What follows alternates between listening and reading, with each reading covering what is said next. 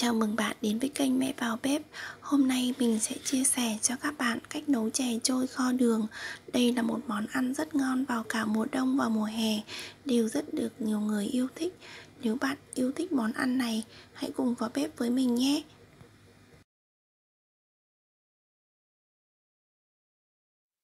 Nguyên liệu chuẩn bị gồm bột nếp, đỗ xanh đã nấu chín, hoàng nghiền nhuyễn, đường phèn, đường thốt nốt, gừng bào sợi.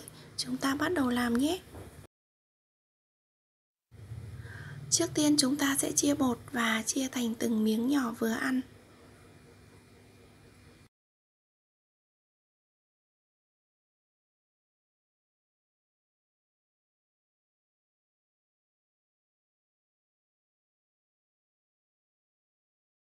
Sau đó chúng ta sẽ lăn những miếng bột nhỏ này thành từng khối tròn và chúng ta làm lần lượt như vậy cho đến hết số bột này nhé.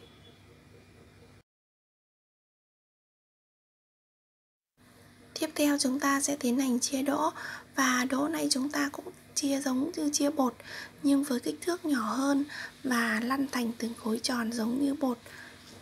Chúng ta sẽ làm lần lượt như vậy cho đến hết số đỗ này nhé.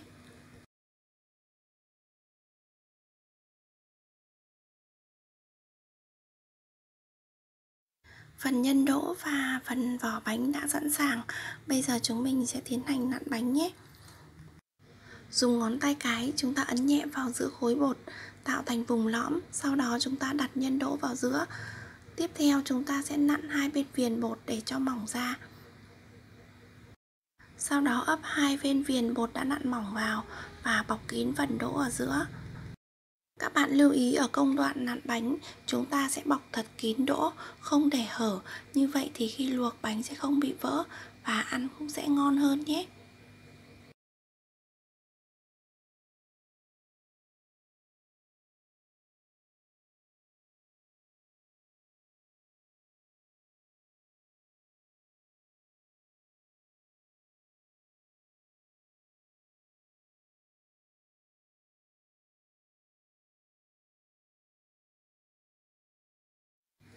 Tiếp theo chúng ta sẽ tiến hành đun nước đường.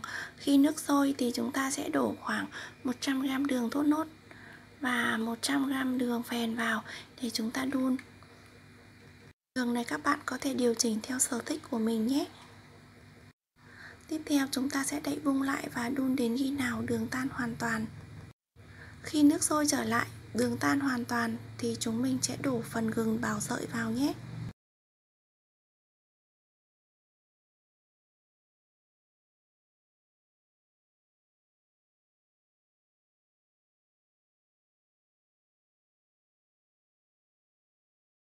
Sau đó chúng ta sẽ đậy vung lại và đun sôi gừng này trong khoảng 10 phút đến 15 phút để cho phần gừng chín và chuyển sang màu trong như thế này là được nhé.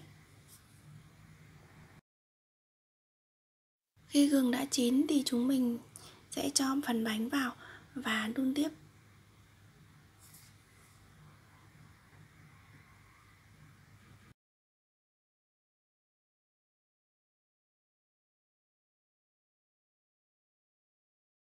Chúng ta có thể nặn thêm một số chiếc bánh nhỏ và không có nhân như thế này để thả vào luộc cùng.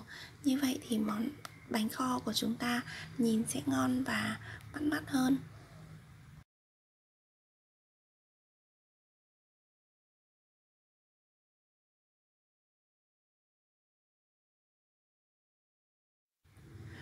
Sau đó chúng ta sẽ dùng đũa để đảo nhẹ nhàng cho bột khỏi két xuống đáy nồi.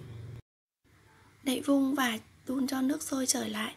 Khi nước sôi trở lại thì chúng mình sẽ mở vung và đun thêm đến khi nào mà bánh nổi lên mặt nước và chuyển sang màu trong như thế này thì là bánh đã chín.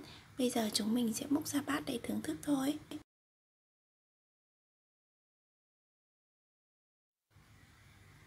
Bánh rất là ngon và có màu vàng rất đẹp mắt.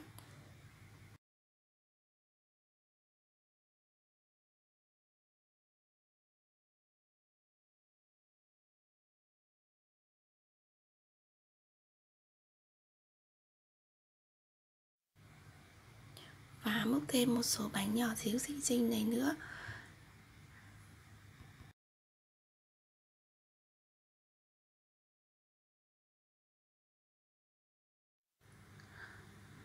Và múc thêm vào đây một chút sợi gừng.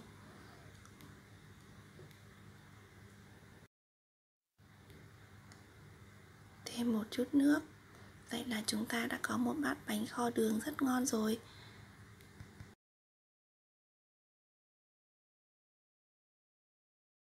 Và bây giờ mình sẽ thưởng thức xem thành phẩm của mình thế nào nhé.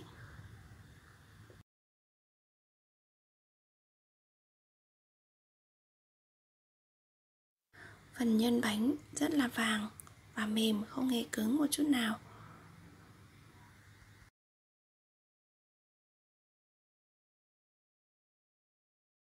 Mình sẽ thử ăn xem thành phẩm của mình thế nào nhé. Mời các bạn. Bánh rất ngon, vỏ bánh và nhân bánh rất mềm, hòa quyện với vị ngọt thanh và vị thơm của gừng, tạo nên một món ăn rất tuyệt. Món ăn này các bạn có thể để trong ngăn mát tủ lạnh, ăn cũng rất ngon vào mùa hè này đấy. Vậy là mình đã hướng dẫn xong các bạn cách làm món chè trôi kho đường rồi. Rất đơn giản và cũng rất ngon phải không các bạn? Cảm ơn các bạn đã theo dõi video. Nếu bạn yêu thích món ăn của mình, hãy like và đăng ký kênh để không bỏ lỡ những video mới nhất từ mình nhé. Chúc các bạn thành công. Hẹn gặp lại các bạn ở video lần sau.